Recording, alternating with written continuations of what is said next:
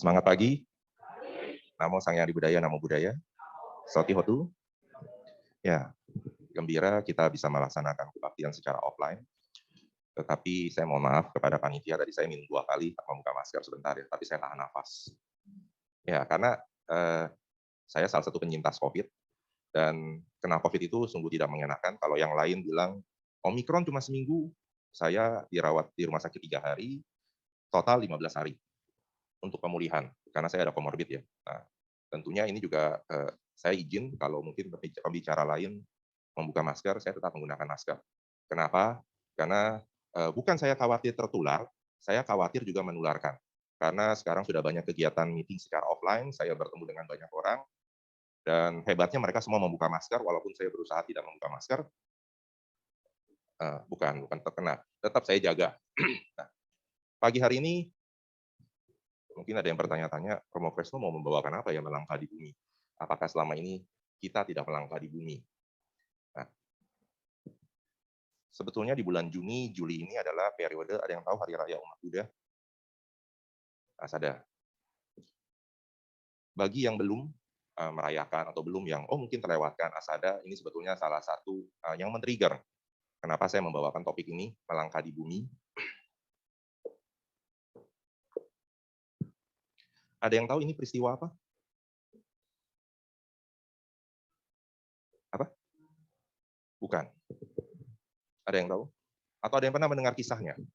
Ketika Buddha Gautama kembali ke Kapilawastu artinya ke siapa?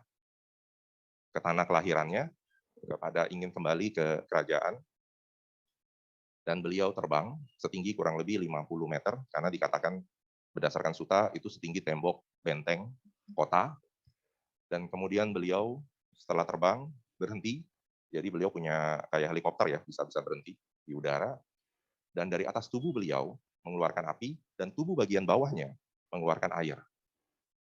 Dan bukan hanya itu, kejadian itu dibalik. Yang atasnya mengeluarkan air, bawahnya mempunyai api. Ada yang pernah mendengar itu? Pernah? Nah, mungkin ada yang berkata, atau ada yang ingin mempunyai keinginan, saya mempelajari ajaran Buddha, ingin mengembalikan cerita tersebut kembali kepada kejadian sekarang. Artinya, bagi mereka yang belajar ajaran Buddha, ingin kembali mengulang, apakah benar orang yang mencapai tingkat kesempurnaan atau disebut sebagai Buddha, mampu mempunyai kemampuan, keajaiban, atau mukjizat seperti itu. Atau berusaha mencari mukjizat-mukjizat yang lainnya di dalam ajaran Buddha. Dan ketika tidak ketemu, tidak ditemukan, mereka yang mencari hal-hal tersebut akan mengatakan dalam dirinya, bahkan kepada orang lain, ternyata ajaran Buddha mungkin semacam hoax. Tidak pernah loh ada yang kejadian seperti itu. Dan kita mencarinya di situ. Dan kita sibuk mencari hal-hal demikian. Ini yang pandangan pertama. Tetapi pandangan yang kedua, ada yang mengakui bahwa kejadian historik Buddha, saya mengatakan historik Buddha, karena ini kejadian sudah lewat 2566 tahun yang lalu, adalah suatu bentuk yang menunjukkan kemampuan adi duniawi, seorang manusia yang kita sebut sebagai Buddha. Jadi tidak semua orang mampu menunjukkan hal ini. Kemampuan ini disebut sebagai keajaiban ganda. Kenapa beliau menunjukkan hal seperti ini? Karena beliau tahu, orang Kapilawastu itu orang-orang yang sombong. Mereka mempunyai darah para bangsawan, darah para kesatria, yang awalnya mencemooh ketika Siddhartha istilahnya melarikan diri ya, tanda kutip, padahal bukan melarikan diri, karena beliau memang harus keluar dari istana tanpa harus diketahui oleh banyak orang. Kalau diketahui, pasti beliau dilarang. Dan beliau sudah menjadi Buddha. Dan banyak dengan pandangan beliau tahu bahwa orang Kapilawastu akan tidak percaya kalau beliau datang, Buddha datang. Kemudian mengatakan, saya sudah menjadi Buddha. Nah, jadi yang dilakukan oleh beliau dengan menunjukkan keajaiban ini adalah untuk menundukkan kesombongan para suku Sakya. Nanti kalau Anda cari-cari lagi dalam kisah hidup Buddha Gautama, dulu saya pernah menyinggung sedikit bahwa suku Sakya akan hancur oleh satu kerajaan karena kesombongan. Jadi kesombongan ini tidak hilang setelah kejadian, tidak. Nanti akan berlanjut, bahkan Buddha pun tidak dapat berbuat banyak karena ini ada satu proses. Karena kesombongan yang terakumulasi, suku Sakya Jadi harus dimusnahkan oleh kerajaan lain. Nanti dicari tahu ya, ini PR. Jadi kebaktian bukan hanya mencari ketenangan, juga dikasih PR ya sama saya. Nah, ini gambaran yang terlihat di depan Anda semua. Lalu apakah kita, nah ini yang bagian yang pertama tadi, orang-orang yang pertama. Kita ini terkadang sibuk mencari hal-hal yang demikian. Percaya atau tidak percaya. Keajaiban ganda ini dalam bahasa Palinya adalah Yamaka Patiharya. Ada seorang upasaka yang bertanya kepada Buddha. Bukan bertanya, tetapi meminta. Buddha, untuk menumbuhkan keyakinan kami, tunjukkan keajaiban Anda kepada kami. Ini minta loh. Jadi seorang upasaka yang bernama Kewata atau Kewada meminta untuk Buddha menunjukkan keajaibannya agar keyakinan dia bertambah. Nah, kalau di dalam ruangan ini, jika saya bertanya hal yang saya balik, apakah Anda semakin yakin jika orang yang berceramah di sini menunjukkan keajaibannya? Siapa yang yakin? Oh, siapa yang tidak yakin? Ini tidak angkat tangan semua, repot juga. Jika penceramah di sini tiba-tiba tangannya di sini mengeluarkan api, di sini mengeluarkan air. Wah, apa yang Anda munculkan dalam perasaan Anda? Langsung satu mengambil apar untuk memadamkan api dan satu lagi mengambil ember untuk menampung air. Itu tindakan yang paling logis ya harusnya. Kalau nggak habis basah di sini. Nah, hal-hal demikian ternyata ada pada zaman Buddha dan sampai sekarang akan terus berulang. Mereka yang mencari hal-hal yang dianggap ajaib, gaib, kesaktian untuk menambal keyakinan mereka, untuk menumbuhkan keyakinan mereka.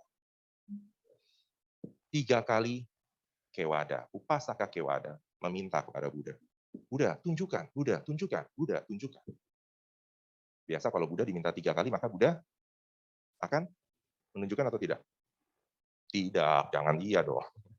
Termakan omongan saya. Buddha tidak mau menunjukkan, bahkan beliau memberitahu. Ada 3 kesaktian atau 3 keajaiban. Patiharya. Tadi yang pertama yang Buddha tunjukkan, itu adalah salah satu. Dari yang pertama, keajaiban yang mengesankan, Idi Patiharya. Dan Buddha pada saat yang terbang di suku Sakya, itu namanya adalah Yamaka Patiharya, keajaiban ganda. Itu adalah bagian dari Idi, keajaiban yang mengesankan. Keajaiban yang dikatakan orang dapat menembus tembok. Mungkin kalau yang seusia saya masih ingat David Copperfield, yang berjalan menembus tembok Borobudur. Lalu ada yang mengatakan, jangan-jangan Borobudur punya hidden door, ada pintu. Nah, dianggap itu seperti itu. Buddha menggambarkan, ini keajaiban-keajaiban yang ada loh, ada 3 macam. Yang pertama ini. Kemudian yang kedua, keajaiban membaca pikiran. Ade Sanipati Harya. Jadi terkadang ada orang yang mampu membaca pikiran seseorang, belum dia bercerita, orang ini udah langsung bilang, kamu punya masalah seperti ini, kejadian kamu seperti ini, dan kamu datang membutuhkan masukan dari saya. 1 dan 2. Dan Buddha mengatakan, mereka jika hanya mengandalkan keajaiban yang pertama dan yang kedua, ada mantra, nah, nanti kalian langsung cari mantra, yang menyamai kemampuan pertama dan kedua, yang bernama mantra Gandhara dan mantra Kintami Wija. Langsung pada search ya, ini mantranya apa nih? Karena saya nggak perlu belajar ajaran Buddha, bisa sakti, kata Buddha. Itu benar, 2 mantra itu. Cuma saya sendiri search nggak ketemu-temu ya. Jadi sebelum Anda search, saya search duluan. Tidak perlu mempelajari ajaran Buddha. Dengan 2 mantra itu, orang tersebut akan mempunyai kemampuan. Bukan hanya sebatas melihat, tetapi dia mempunyai kemampuan yang keajaiban yang mengesankan dan dapat membaca pikiran seseorang. Jika memang hal itu sudah ada, apakah itu dapat menyelamatkan kita? Ini yang Buddha sampaikan kepada Kewada. Kenapa kita harus mencari hal-hal yang demikian? Mungkin dalam diskusi ya. Dan kemudian ada satu pertanyaan sebelum saya membahas yang ketiga, dan ada pertanyaan di sini saya bacakan. Di manakah unsur padat, cair, panas, dan udara, panjang dan pendek, halus dan kasar, bersih dan tak bersih, tidak ditemukan? Di manakah jasmani dan batin dari orang meninggal pergi tanpa bekas? Dalam penjelasan Buddha kepada Kewada, Buddha menceritakan, ada satu masa, ada seorang biku yang sudah mencapai kemampuan nomor 1 dan nomor 2. Dia mampu terbang ke semua alam dewa dan Brahma. Tetapi ketika dalam meditasinya, pertanyaan yang tadi saya bacakan itu adalah pertanyaan biku tersebut. Jadi biku tersebut malah masih dalam kebingungan. Di manakah jasmani dan batin dari orang meninggal pergi tanpa bekas?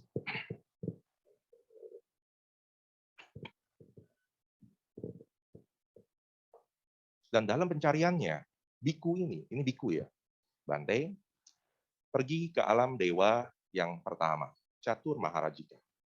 Dia bertemu dengan 4 pimpinan dewa, karena catur itu 4, dia ada 4 mata dewa yang berkuasa. Dia bertanya pertanyaan serupa. Dan dewa tersebut mengatakan, oh mungkin kamu harus bertanya kepada tingkat yang di atas. Dia naik, saya nggak bisa sorot, mohon maaf ya, nggak ada pointernya. Dari Catur Maharajika naik. Dari yang di atas naik lagi sampai ke Dewa Yama. Dari Yama naik lagi sampai ke Tusita. Sampai ke Maha Brahma. Jadi kalau Anda perhatikan, 1, 2, 3, 4, 5, 6, 7, 8, 9 alam. Biku tersebut berjalan, bukan berjalan ya, terbang ya. Terbang atau menghilang, memasuki setiap 9 alam tersebut dan mencari pimpinan alam tersebut dan bertanya, kemana 4 unsur kehidupan. Jadi Mahabuta, kalau kita ketahui yang bagi yang mendalami, tubuh kita ini adalah susunan dari 4 unsur. Ada unsur padat, cair, udara, dan api, panas. Itu kemana? Tidak ditemukan ketika seseorang meninggal. Dan ketika sampai ke alam Maha Brahma, beliau bertemu dengan Maha Brahma, biku ini. Bertanya kepada Maha Brahma menjawabnya dengan, saya adalah pemimpin, saya adalah penguasa, saya adalah pencipta. Jadi kalau ditanya, kemanakah 4 unsur ketika tidak ditemukan, jawaban dari Maha Brahma sebatas itu. Menjawab nggak?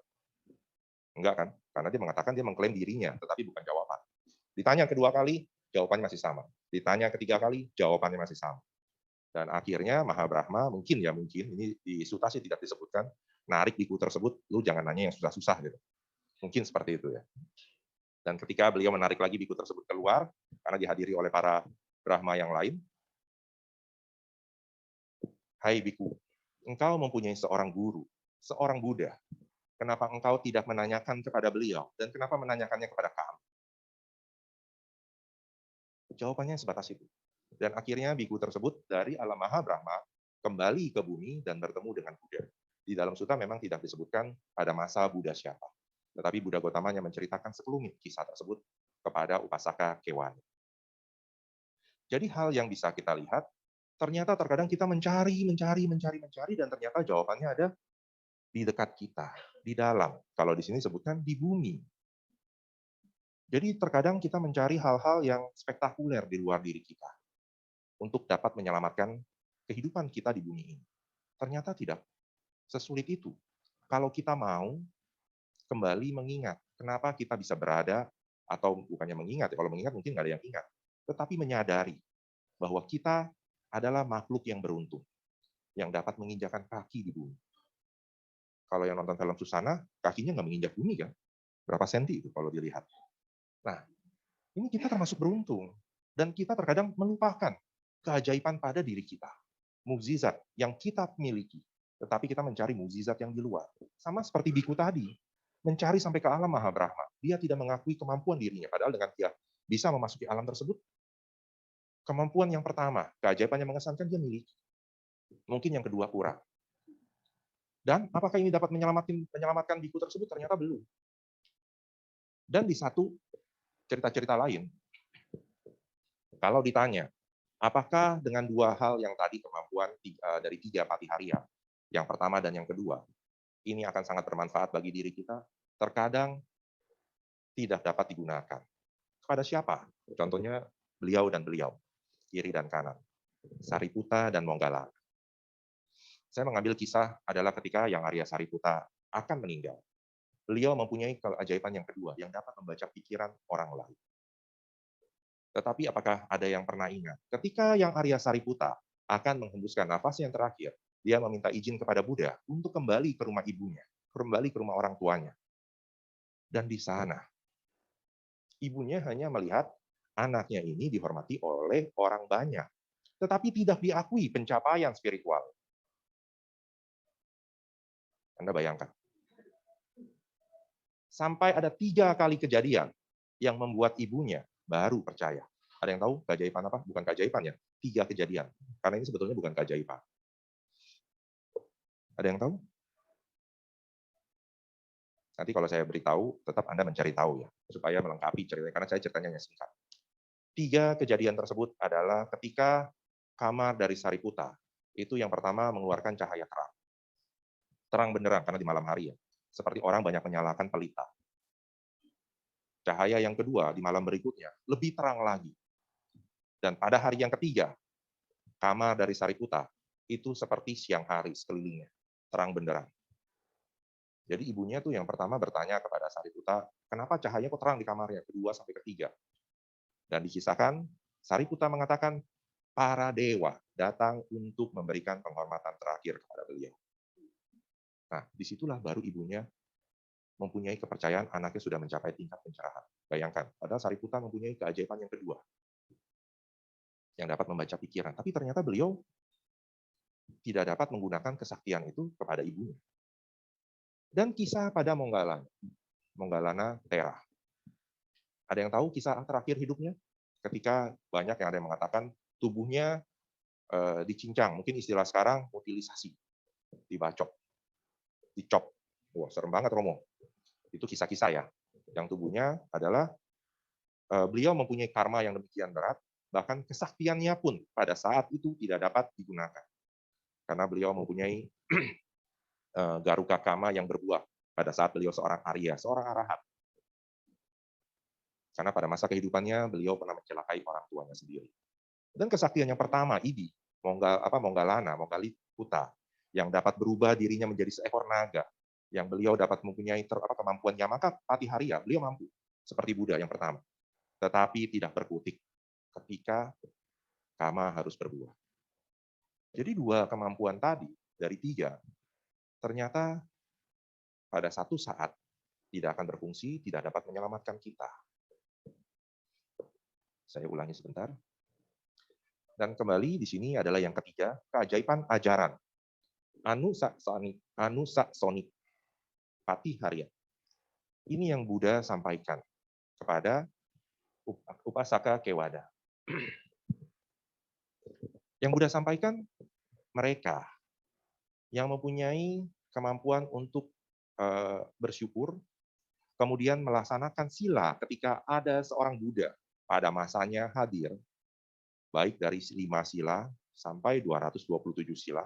Jadi ini bukan hanya untuk perumah tangga, tetapi para monastik juga sangga. Mereka ini yang akan dapat menjawab pertanyaan biku tersebut. Ini masih dikaitkan ya dengan cerita Buddha, yang biku terbang untuk bertanya kemana 4 unsur kehidupan ini pergi atau tidak diketemukan ketika seseorang meninggal. Jadi dari cerita yang kita dengar, cerita Buddha kepada Kewada atau Kewata, kita menyadari kehidupan dengan tahu bahwa kaki kita masih ada di bumi.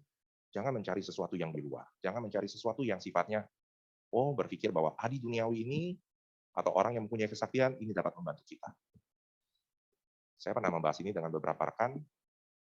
Mereka yang mencari orang pintar, tanda kutip ya, orang pintar, artinya menyadari bahwa dirinya adalah sedang bodoh. Percaya nggak? Mencari orang pintar. Entah ya, orang pintar ini S2, S3, atau S7, atau S22 kayak Samsung ya. Kawan saya mengatakan mereka ini sedang bodoh loh yang mencari hal-hal demikian. Tidak menyadari kemampuan diri. Jadi yang kita bisa petik dari cerita ini adalah yang pertama, kita menyadari kehidupan ini dengan tahu langkah kita ada di bumi ini. Bumi yang kita pijak ini sama, jadi jangan berkecil hati. Jangan ada yang beranggapan, saya belum sempurna latihan saya belum mencapai tingkat jana. Sama kok, saya juga sedang masih berlatih. Atau jangan tergiur dengan hal-hal yang tadi, ada orang yang mampu menunjukkan keajaiban yang mengesankan, yang lumpuh bisa berjalan, yang sakit bisa sembuh.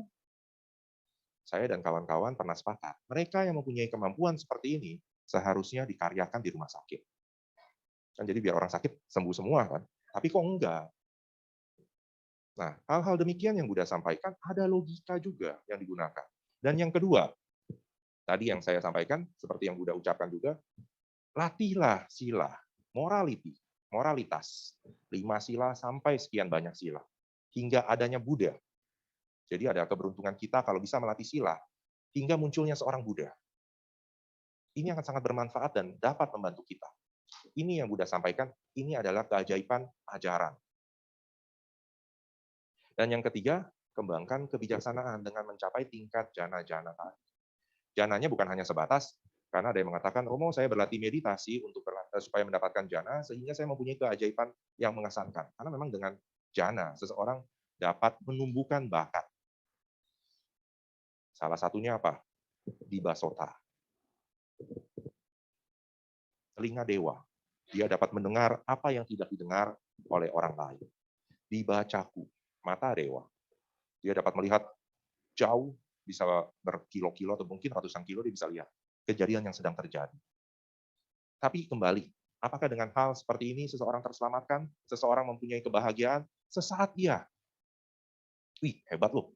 Contohnya siapa yang berbahagia? Tapi enggak juga ya. Peter Parker, ada yang tahu Peter Parker? Spider-Man, ketika habis digigit sama laba-laba, dia kan tersiksa. Sensitif inderanya, sensitif terhadap tubuhnya. Tapi setelah dia memahami semua keajaiban yang muncul dalam dirinya, baru dia bahagia, ngegelantungan. Tapi apakah dia bahagia selamanya? Enggak, buktinya di salah satu kisah pasangannya meninggal. Dia menyesali dirinya tidak dapat menyelamatkan pasangannya sendiri. Jadi walaupun dengan mempunyai kemampuan itu, seseorang tidak tentu dapat diselamatkan. Bahagia iya sesaat. Jadi dari cerita Upasaka kepada Upasaka Kewada ini, Buddha merima 3 hal ini yang saya ringkas. Jangan cari jauh-jauh. Cari yang ada dekat kamu. Jangan tergiur dengan kemampuan gaib seseorang. Karena pada zaman dulu, para Brahmin, para Brahmana, justru menunjukkan keajaiban-keajaiban tersebut. Salah satunya, dia mampu duduk bersila. Itu bukan berhari-hari lagi, bahkan bertahun-tahun. Kalau ada yang pernah mendengar cerita, ada seorang pertapa yang mengangkat tangannya. Seumur hidup pertapa tersebut, dia tidak menurunkan tangan. Sampai sekarang itu masih ada di India. Apakah itu dianggap sebagai keajaiban yang mengesankan bagi kita? Nah, ini akan kembali kepada diri kita masing-masing.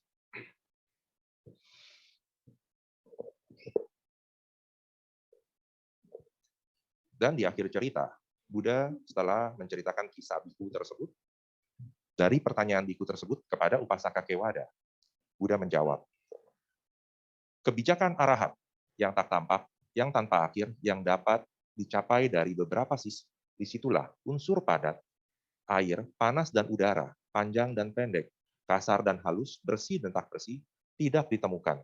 Disitulah jasmani dan batin dari orang yang meninggal pergi tanpa bekas. Bila mana kesadaran lenyap, hal-hal itu pun lenyap. Jadi kalau ada yang belum bisa menerima, kok jawabannya singkat demikian ya Romo? Sebetulnya Buddha ini menjabarkan tentang proses paticca samuppada, yang saling sebab-musabab yang saling bergantungan. Kalau satu rantai paticca samuppada ini berhasil kita pegang, maka rantai keseluruhan itu akan terhenti. Dan ketika proses terhenti, kalau Anda kembali mengingat paticca samuppada, di sana ada winyana kesadaran. Dan di situ pun jika terhenti, kita tahu bagaimana cara menghentikannya. Paticca samuppada yang digambarkan seperti roda ini akan direm. Berhenti dia. Karena itu paticca samuppada digambarkan sebagai roda. Kalau masih ingat lagunya yang dinyanyikan Meta Salani, dengan 12 jari-jari dalam kehidupan, itulah roda kehidupan. Saya nggak bisa nyanyi ya, mungkin nanti kalau bisa nyanyikan. Nah, sehingga dengan demikian, jika kita mempunyai atau menyadari, bersyukur bahwa saat ini kaki kita masih ada di bumi, jangan mencari sesuatu yang beranggapan, yang mengatakan bahwa kalau kaki sudah tidak di bumi, itulah keajaiban yang ditujukan. Tidak demikian. Justru dengan ajaran Buddha, keajaiban ajaran, ini akan dapat membantu kita. Ini yang Buddha sampaikan nih, dari beberapa sisi, yang dapat dicapai dari beberapa sisi. Maksudnya adalah kemampuan seseorang mencapai tingkat kesucian tidak harus sama. Berbeda-beda, cara orang berlatih berbeda-beda. Mungkin kalau ada yang melatih dari 40 objek meditasi, ada yang mengatakan, oh saya meditasi pakai objek ini, saya pakai objek ini, saya pakai objek ini. Beda-beda kan. Kemudian di dalam satu sutta dikatakan di Cakkawamanggala Wimanagata, ada 84.000 pintu Dharma. Masuknya dari mana bisa beda-beda. Dan saat ini kita kenal ada 3 mazhab yang besar. Ada yang meyakini dengan tradisi Mahayana, dengan tradisi Tantra atau Wajrayana, dengan tradisi Theravada atau Hinayana, bisa berbeda-beda. Jadi bukan dengan mengklaim dirinya seperti Mahabrahma. Saya adalah penguasa. Kalau itu dibalik dengan para kita. Saya adalah praktisi tradisi mazhab ini. Bahwa saya adalah yang paling utama dari semua mazhab. Tidak. Ini tidak akan dapat membantu kita. Nah, sehingga dengan pesan Buddha kepada Upasaka Kewada, ini adalah pesan juga kepada kita dalam masa bulan Asada ini. Karena di bulan Asada adalah pemutaran roda Dhamma yang pertama. Buddha tidak menjanjikan kepada 5 pertapa jika mengikuti Buddha. Semua 5 pertapa ini akan sakti. Tidak. Tetapi yang Buddha hanya menunjukkan Dhamma Cakkappawatana Sutta. Dengan dilaksanakannya Dhamma Cakkappawatana Sutta, terutama 4 kesunyataan, memahami 4 kesunyataan mulia, seseorang akan terbebaskan. Dan memang pada kisah tersebut 5 dari 5 pertapa, Panca Wagya. Apakah 5-5-nya langsung mencapai pencerahan? Tidak. Hanya 1, yaitu Anya Kondana. Jadi itu Buddha juga, yang Buddha sampaikan atau cerita yang kita dengar, ya kemampuan orang berbeda-beda. Dari 5 orang mendengarkan Buddha secara langsung, hanya 1 yang mencapai. Selebihnya baru susul-menyusul. Sehingga, sebagai kesimpulan, kembali kita menekuni ajaran Buddha, bukan untuk mencari hal-hal yang spektakuler dari ajaran tersebut, supaya kita semakin tertarik, tidak. Karena keajaiban itu sendiri yang dalam Buddha historik, itu banyak sekali. Itu banyak sekali. Tapi jangan sampai kita teralihkan fokus kita. Kenapa kita mau belajar ajaran Buddha? Kembali adalah, apa manfaat dari ajaran Buddha untuk diri kita? Dan di sini saya pasang disclaimer. Anda ketika belajar ajaran Buddha, kalau masih ingat cerita saya tentang Alagadupama Sutta, bahwa di sana ada 1 kisah, di sana ada 3 kisah ya, tetapi ada 1 kisah. Dhamma itu seperti ular. Jika ingin menangkap ular, harus yang dipegang kepalanya. Artinya apa? Dhamma itu jika seperti ular, kalau kita salah pegang, artinya kalau kita salah mempelajari Dhamma, kita akan terpatuk oleh Dhamma itu sendiri.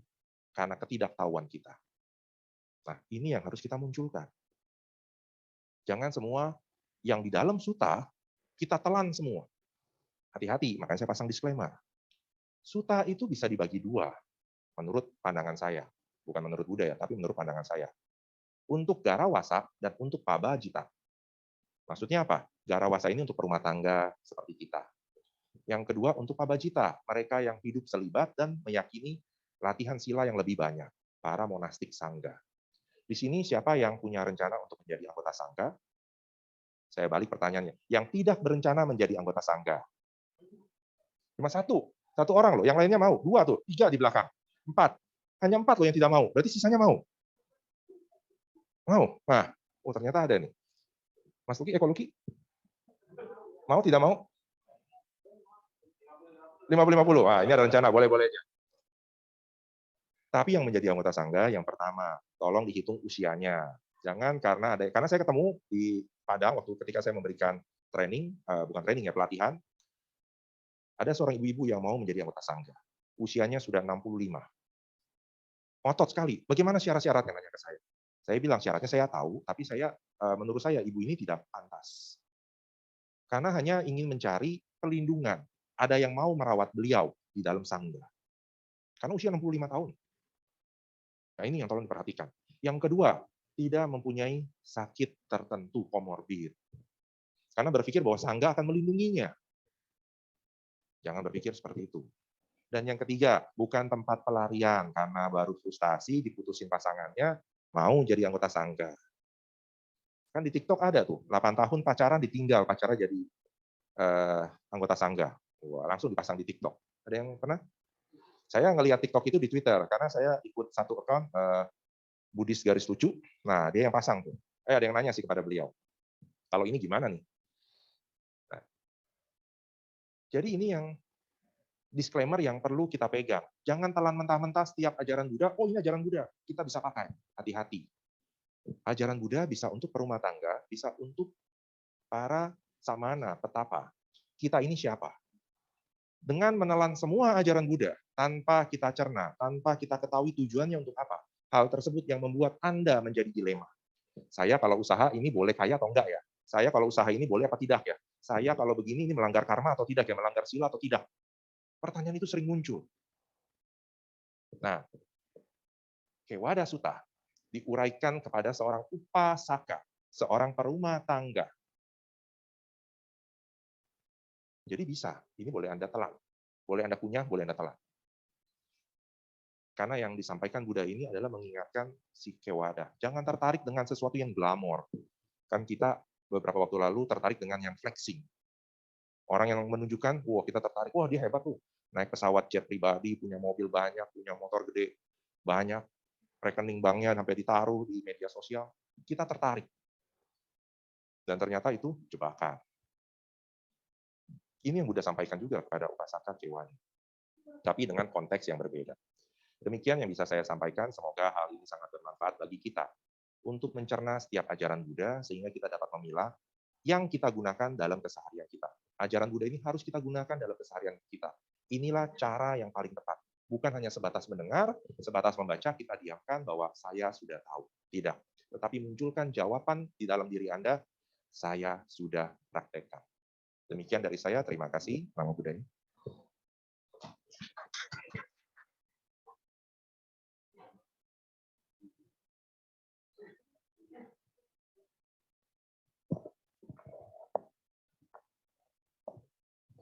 Baiklah, demikian Dhamma Desana yang disampaikan oleh Romo Krisno Budoyo.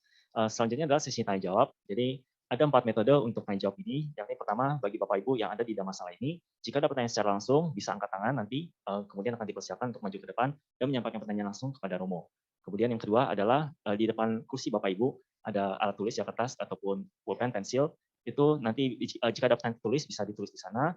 Jika tidak ada dan mau bertanya bisa minta ke saya ya. Kemudian itu nanti saya akan keliling, nanti ada pertanyaan Bapak dan Ibu bisa saya nanti bacakan ataupun berikan kepada Romo. Kemudian yang ketiga, bagi Bapak Ibu yang online dari via Zoom, itu jika ada ingin bertanya langsung kepada Romo, bisa tekan fitur raise hand, nanti bisa bertanya langsung kepada Romo setelah dipersilakan. Kemudian yang terakhir adalah via Zoom juga, itu jika ada pertanyaan secara tertulis ya, bisa chat ke host Wiyarapit Dhammasukha, nanti akan saya bacakan. Baiklah, sambil menunggu pertanyaan yang masuk, mari kita buka kembali buku kebaktian kita dan nyanyikan sebuah lagu bersama-sama. Pada personil vokal grup, dipersilakan.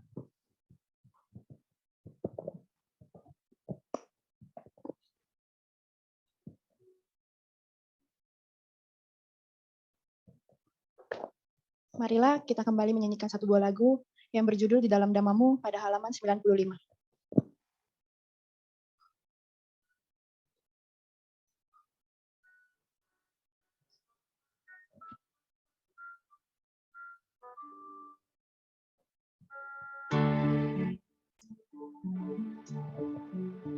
Sungguh damai memandang wajahmu yang penuh kasih sayang, Dhammamu yang agung, Dhammamu yang mulia, ku tinggikan namamu.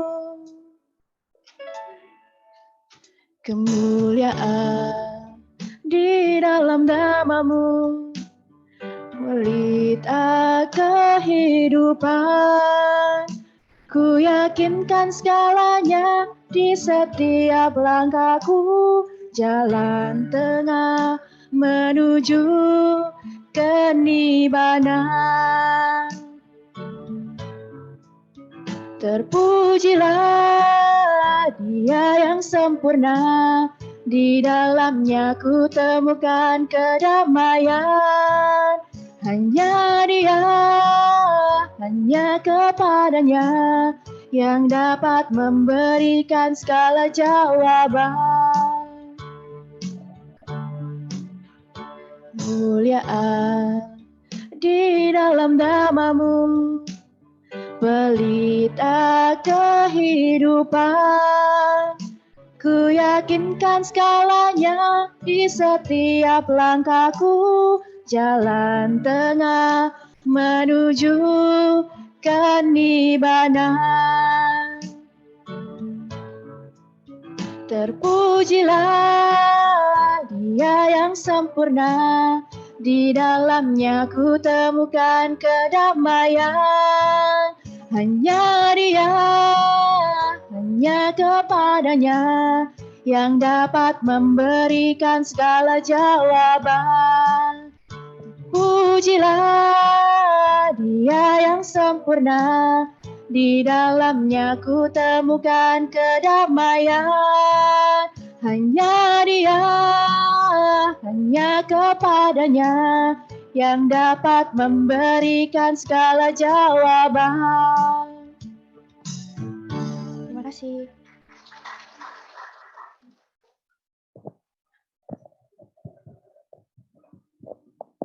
Baiklah, kita masuk sesi tanya jawab.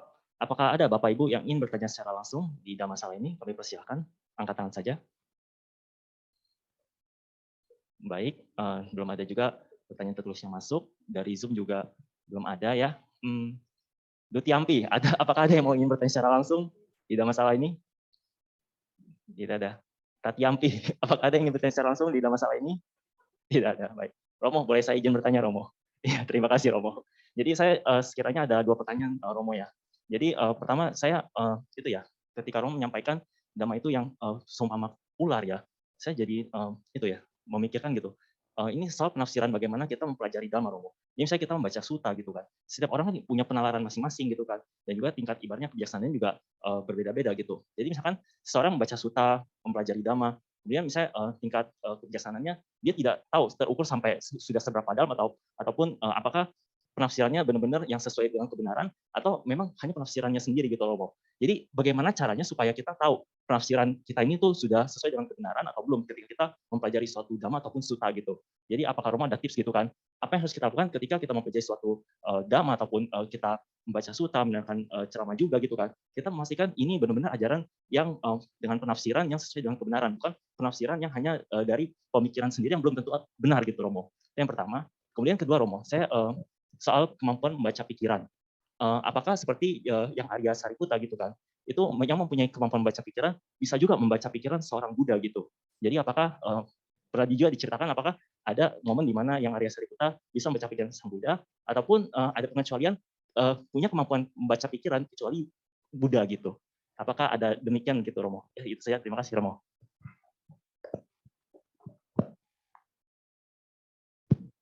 Keajaiban sudah tercipta hari ini, tidak ada yang bertanya. Biasanya banyak ya. Tetapi terima kasih Vincent. Saya akan jawab yang nomor 2. Saya belum tahu apakah Sariputta dapat baca pikiran, tetapi yang selalu saya baca adalah mereka yang lebih tinggi dapat mengetahui yang lebih rendah, sedangkan yang lebih rendah tidak dapat melihat yang lebih tinggi. Poinnya di sana sih. Sehingga kalau ditanyakan dengan berpegangan rumus tersebut, otomatis saya menjawab Sariputta tidak dapat. Nah, yang pertama, kalau pertanyaan yang pertama, bagaimana kita supaya tidak salah tafsir? Contohnya seperti tadi ketika Anda membacakan syair ke-33 dan 34 dari Dhammapada, saya langsung mencari Dhammapada kata-kata. Kan saya pernah membawakan bagaimana membaca suta. Nah, jadi supaya tidak keliru, dengan membaca Dhammapada, kita cari komentarnya. Komentarnya adalah kata-kata. Komentarnya ada yang bernama tika. Jadi ada kata-kata, ada tika.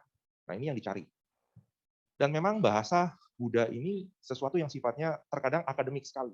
Kita sampai perlu menerjemahkan atau mencari komentar-komentar. Karena kalau membaca langsung, saya pernah cerita kepada Anda. Ketika SMA, saya datang ketika jadi panitia, datang ke Kemenak di lapangan Banteng, ke Bimas Buddha, ketemu dengan Mendiang Pawowor, saya diberikan buku Brahman Jala Sutta. Saya anggap ini kitab sakti, Brahman Jala Sutta. Karena dulu nggak pernah pegang sutta sama sekali. Dan Brahman Jala Sutta saya pegang. 62 pandangan keliru. Wah, ini baca ini saya langsung nyampe. Iya, nyampe langsung bingung saya pas baca pertama kali, kedua kali. Akhirnya saya bilang, waduh ini kayaknya sutta ini bukan konsumsi untuk saya. Saya simpan sutta tersebut. Bukan dibuang ya, disimpan. Tetapi seiring dengan perkembangan tadi yang poin ketiga, kembangkan kebijaksanaan kita. Akhirnya mulai ada benang merah dari setiap sutta, setiap ajaran Buddha. Sutta ini saya katakan sebagai ajaran, karena artinya sutta adalah ajaran, bukan kitab. Ya. Dan akhirnya ini adalah salah satu jawaban yang saya cari. Yang mungkin pertanyaan ini muncul di benak Anda juga. Siapakah pencipta yang kita kenal di dalam ajaran Buddha? Jawaban itu ada di Brahman Jala Sutta. Romo, tolong ceritakan kalau ada yang bertanya seperti itu. Baca Brahman Jala Sutta. Nah, ternyata ketemu. Jadi apa ketika kemampuan SMA saya karena belajar yang otodidak, saya tidak ketemu jawaban. Tetapi seiring dengan perkembangan batin kita, ternyata pas saya buka lagi, saya cari kembali Brahmanjala Sutta itu, saya baca ulang, dan akhirnya ketika ketemu bagaimana cara merangkumnya. Karena ternyata di Brahmanjala Sutta itu dari 62, kita bisa ringkas. Baru ketemu, oh ternyata begini toh. Kita perlu bantuan, alat bantu. Caranya kepada siapa? Yang pertama kalau nggak mau susah, bertanya kepada Om Google. Ini udah mulai ada, banyak. Mbak Google. Yang kedua, bertanya kepada ya pembicara-pembicara di sini. Seperti saya membawakan Kewada Sutta, tentunya saya sudah riset duluan beberapa hal yang related dengan Kewada Sutta. Kewada Sutta di satu topik yang lain saya bawakan sebagai Abhyakata. Abhyakata apa, Romo? Pertanyaan ganda. Pertanyaan ganda itu apa? Jadi kalau mungkin Anda juga pernah mendengar dari saya, ada seseorang yang bertanya, jika engkau adalah seorang pencipta, bisakah engkau bisa menciptakan batu yang demikian besar, sehingga engkau pun tidak dapat mengangkatnya? Nah, bingung kan? Pertanyaan yang kedua, jika engkau tidak dapat menciptakan batu tersebut yang tidak dapat kamu angkat, artinya engkaulah bukan pencipta. Dibulak-balik pertanyaannya. Menangkap nggak pertanyaan seperti itu? Pertanyaan tersebut, Abhyakata, pernah ditanyakan oleh beberapa orang kepada Buddha. Karena ingin menjatuhkan Buddha dengan pertanyaan ganda tersebut. Dan hebatnya Buddha, bukan dengan kesaktian, tetapi dengan kesaktian ajaran, keajaiban ajaran. Buddha memberitahukan hal tersebut. Ada satu kisah ketika Buddha ditanyakan oleh Malum Ciaputa. 10 pertanyaan yang kalau dijabarkan bisa menjadi 12 pertanyaan. Buddha tidak menjawab sama sekali pertanyaan tersebut. Kalau ada yang lupa, nanti Anda bisa cari ke YouTube. Rekamannya ada di sini. Topiknya adalah ketika Buddha tidak menjawab. Itu topik ceramah saya pada saat itu. Nah, jadi kalau ditanya tipsnya, yang pertama bisa cari Mbak Google, yang kedua bisa bertanya kepada narasumber, seperti kepada saya atau siapapun yang bisa membawakan, dan yang ketiga, banyak membaca. Karena contohnya seperti ini. Kalau ada yang mengatakan, wah ajaran Buddha itu sampai 1 lemari dengan ribuan kitab. Zaman sekarang sudah modern, kalau seperti di sini, saya mempunyai Samyutta Nikaya dari volume 1 sampai 5, hanya berupa file. Jadi nggak ada alasan kalau ingin membaca susah. Dan ini sudah terjemahan bahasa Indonesia. Dan terkadang bahasa Indonesia membahasakannya ada yang kurang tepat, jadi saya biasanya akan compare kepada dari bahasa Pali ke bahasa Inggris. Saya bisa menggunakan Pali Text Dictionary, ataupun saya menggunakan sutacentral.com. Itu tipsnya. Jadi contohnya kalau ada yang beberapa waktu lalu saya membawakan di sini, saya ada yang masih menggunakan bahasa Inggris karena terkadang padanannya ke bahasa Indonesia ada yang kurang tepat. Biasa kalau saya masih menggunakan bahasa Inggris yaitu yang mencari padanannya kurang tepat. Contohnya Tirokuda Sutta. Di sana diterjemahkan bahasa Indonesianya itu arwah yang bergentayangan. Nah, kalian kalau mendengar arwah yang bergentayangan asosiasinya apa? Setan-setan. Bukan seperti itu. Seperti kata peta.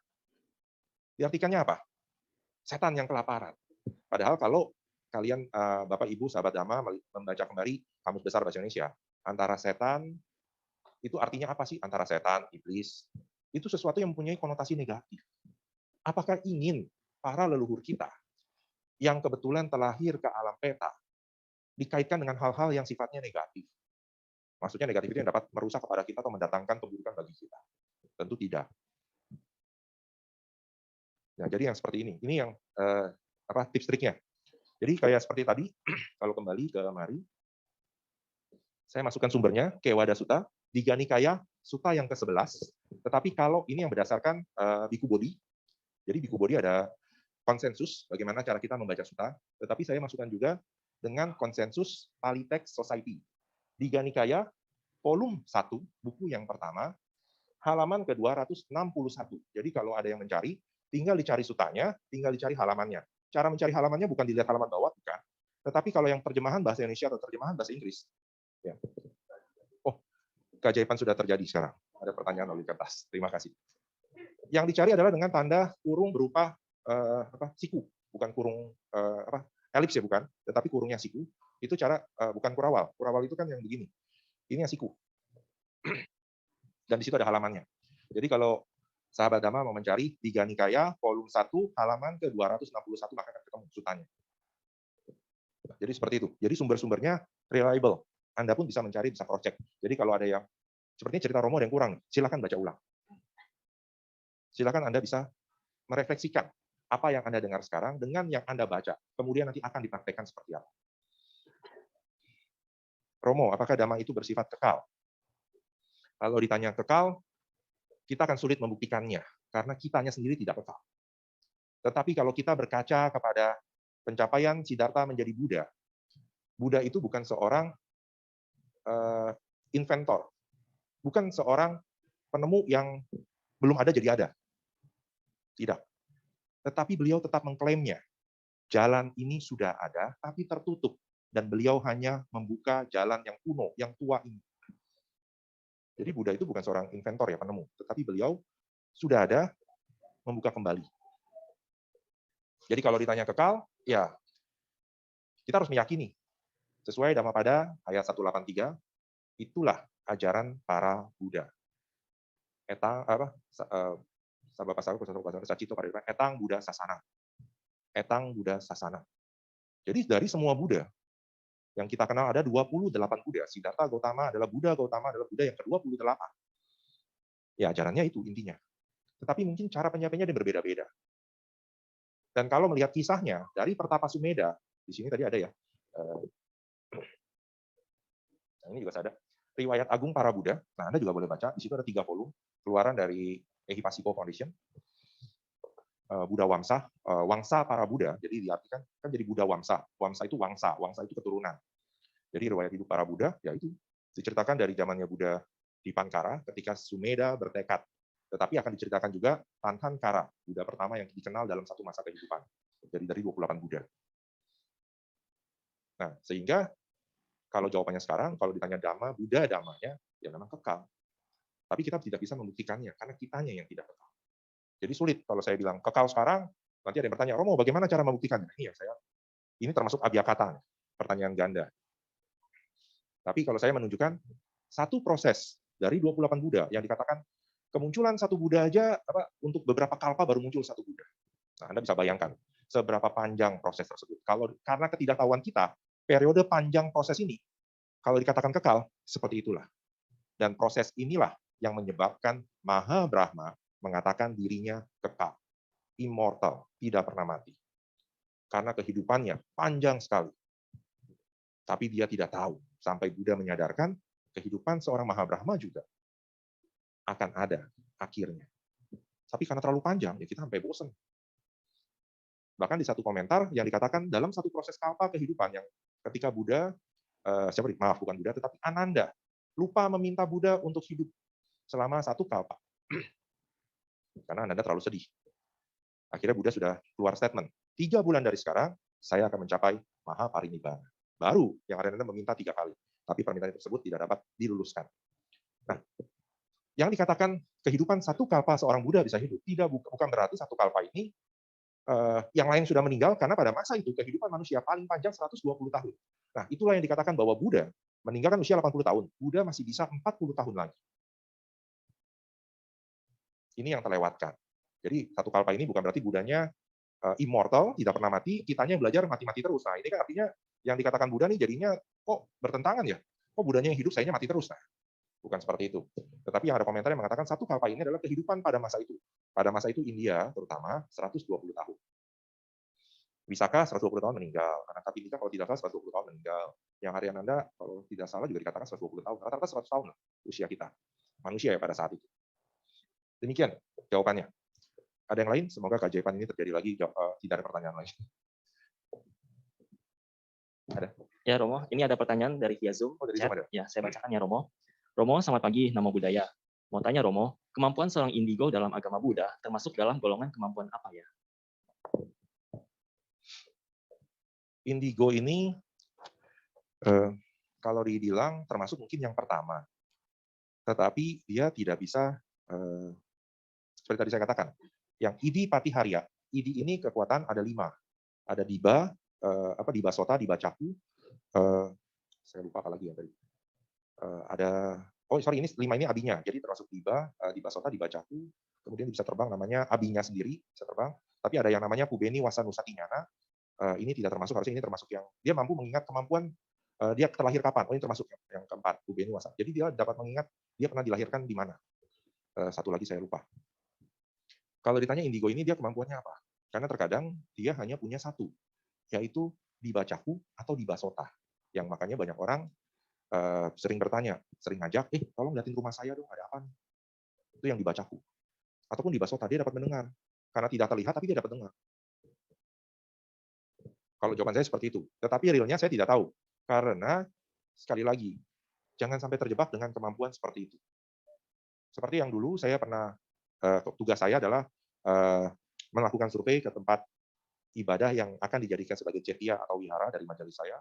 Tiba-tiba pengurus tempat ibadah tersebut bilang kepada saya, Dek, Dede punya bakat loh. Bakat apa? Mau saya bukakan nggak mata ketiganya? Oh jangan, saya mata dua aja udah repot saya. Apalagi mata ketiga, jangan. Tapi kamu punya bakat. Ya nggak apa-apa sih, bakat itu biarkan aja. Jangan diganggu-gugat. Nah, hal yang seperti ini juga, kalau yang belum siap, nanti dikatakan bisa segini. Gitu. Seperti yang saya pernah cerita, kawan adik saya, kawan saya bertanya pertama, tempat meditasi di mana? Saya kasih tahu. Ternyata dia untuk adiknya ternyata punya cita-cita ingin mempunyai di Bacaku, mata dewa. Dan ternyata benar atau tidak, hal tersebut didapat oleh adiknya yang mendapatkan justru adalah ketakutan. Dia bilang kalau lagi makan tuh ada makhluk di kolong meja. Kalau mandi ada di pojokan kamar mandi. Nah, saya bilang, sekarang bahagia nggak kalau bisa seperti itu? Kalau lagi tidur, ada yang nongkrong di atas lemari. Nah, bahagia nggak? Mending jangan lah, saya bilang. Nah, dia nanya ke saya, caranya gimana nutup? Lah, saya nggak tahu cara bukanya gimana, bagaimana cara nutupnya. Saya disarankan nggak kepada para biku, coba. Apakah itu benar-benar didapat atau sebatas ilusi? Khawatir kan jadi segini, sebatas ilusi. Ya kalau nggak percaya, bisa datang ke rumah asuh, bukan rumah asuh ya namanya, di daerah Cengkareng yang dekat Kalideres, di situ ada tempat dinas sosial. Saya dulu pernah bakso sebenarnya 2 kali. Mereka itu terkadang bicara sendiri. Kalau kita yang lihat, itu apa? Apakah dia punya kesaktian? Bisa bicara sendiri? Itu kan kita bilang pasti segini kan. Setengah lah, maksudnya ODGJ, orang dengan gangguan jiwa. Bukan orang yang punya kesaktian. Nah, kita jangan terjebak dengan hal-hal seperti itu. Jadi pertanyaan tadi, ya saya jawab, mungkin saja dia mempunyai. Tapi saya pernah diskusi dengan beberapa kawan saya, justru kawan saya tekankan, jangan terjebak dengan orang-orang yang indigo. Karena biasanya, mereka yang mempunyai kemampuan tersebut tidak pernah mau menunjukkan. Jadi akan disimpan untuk dirinya sendiri, dan dia akan gunakan seperlunya untuk membantu orang lain. Tapi kalau sampai ada bisa digunakan untuk reality show, bikin acara event-event dengan kemampuannya, teman saya bilang, jangan percaya. Biasanya orang yang demikian, dia justru akan termakan dengan ucapannya sendiri. Jadi dia akan bilang kepada banyak orang, saya mendengar ini loh. Padahal dia nggak dengar apa-apa. Dan dia supaya meyakini untuk para pendengarnya, dia meyakini dirinya sendiri bahwa dia sudah mendengar suara tersebut. Dan akhirnya dia terjebak dalam ilusi tersebut. Nangkep kan maksud saya? Jadi untuk meyakini orang, dia berbohong pada dirinya, dan ternyata kebohongan itu, dia percaya terhadap kebohongan yang dia ciptakan sendiri. Nah, itu pesan dari kawan saya. Makanya saya sempat bertanya, kalau ini gimana, kalau ini gimana? Wah, lu jangan percaya dah. Kalau biasanya begitu, mereka terjebak dengan ucapannya sendiri. Mereka terkondisi dengan kondisi yang mereka ciptakan sendiri. Jadi seakan-akan bisa melihat. Anda coba pejamkan mata, seperti yang dulu pernah saya ajarkan. Bayangkan di hadapan Anda ada wanita yang berbaju putih dan berambut panjang. Coba, bayangkan terus-menerus. Dan ketika Anda sudah bisa menangkap bayangan tersebut, Anda buka, seakan-akan Anda sedang melihat. Nah, cara itu yang kita gunakan sebaiknya untuk apa? Ketika Anda pejamkan mata, bayangkan Buddha Rupang di hadapan Anda. Buddha Rupang yang sedang tersenyum kepada Anda, Buddha Rupang yang menggambarkan ketenangan, kedamaian, munculkan visualisasi tersebut. Dan bayangkan ketika Anda membuka mata Anda, Buddha Rupang itu ada di hadapan Anda. Nah, cara ini kita gunakan untuk hal yang lebih baik. Jangan yang lain-lain. Karena kalau Anda munculkan tadi tuh, wanita yang berbaju putih, rambut panjang, baru ngebayangin aja, goosebumps, bulu kuduk merinding. Percaya nggak? Coba. Nah, akhirnya apa? Terkadang kita terjebak dalam ketakutan kita karena tadi, secara tidak sadar kita sugesti hal-hal tersebut ke dalam diri kita. Kita afirmasi ke dalam diri kita. Contoh, ada yang mengatakan kepada Anda, lu jangan pakai baju warna merah hari ini. Kenapa? Nanti ada hal yang tidak mengenakan terjadi. Kita nggak percaya. Tapi ucapan itu terulang, dan kemudian ada hal yang memang tidak mengenakan muncul. Akhirnya kita jadi apa? Percaya. Padahal karena kita membayangkan hal itu terus. Tapi kalau kita balik, kalau dia mengatakan sesuatu kepada demikian kepada kita, kita balik. Baliknya caranya gimana? Saya bertekad ingin berbuat kebajikan hari ini. Apapun yang terjadi, inilah karma yang harus saya jalan. Itu terus. Jadi Jangan sesuatu yang buruk karena pakai baju, kita teringatnya dia apa? Karena pakai baju merah, jadi masalah. Padahal bukan masalah bajunya. Tetapi kita belum meyakini ajaran tadi, keajaiban ajaran. Demikian jawaban dari saya. Terima kasih. Terima kasih Romo. Romo, ini ada satu pertanyaan lagi dari via chat Zoom. Saya bacakan ya Romo. Nama budaya Romo, saya ingin bertanya, apakah ada renungan tertentu yang perlu kita renungin pada momen penting dalam hidup seperti ulang tahun Anumodana? Momentum sangat kita perlukan. Jadi seperti yang Asada, tadi saya meminta saya refleksi terhadap ucapan Buddha kepada Kewada, upasaka Kewada. Misalnya kayak ulang tahun, yang perenungannya. Bukan umumnya banyak orang yang berdoa, afirmasi, aspirasi adalah untuk diri sendiri. Semoga saya dapat mencapai apa yang saya inginkan. Semoga yang saya inginkan dapat terwujud. Seperti itu kan. Tapi kita lupa. Kita mengaspirasikan kenapa kita bisa muncul di bumi ini untuk ulang tahun ya. Adalah kita beraspirasi, semoga apa yang saya dapat dan saya lakukan semua kebajikan. Orang kedua, orang tua saya dapat rasakan. Semoga mereka mendapat keberuntungan dengan keberadaan saya. Nah, itu yang terkadang kita lupakan. Karena kita melupakan justru kedua orang tua kita. Kita traktir makan teman-teman, mungkin bagi yang sudah mampu ya traktir makan teman-teman. Tetapi untuk orang tua bagaimana? Untuk leluhur bagaimana? Nah, jadi doa aspirasi kita ketika berulang tahun ya, aspirasikan untuk leluhur. Sehingga saya sih baru sekali diajak untuk membaca parita kepada anaknya yang sweet 17. Saya bilang ini sesuatu yang sangat baik sekali. Selama saya dari Pandita sampai dari 2008 sampai sekarang, hanya di tahun 2018 kalau tidak salah, saya diundang untuk perayaan Sweet 17. Mungkin mereka juga pada kaget kali ya. Sweet 17 kok ada pembacaan doa. Doanya doa Buddhis lagi. Saya bilang saya salut sekali dengan orang tuanya. Karena dia ingin menekankan, minta bantuan saya, Romo bisa tolong bantu gak ini supaya kan banyak anak-anaknya juga yang non-Buddhis, teman-temannya, dan bagaimana ini bisa menjadi tradisi. Nah, saya bilang bagus sekali, saya bersedia bantu.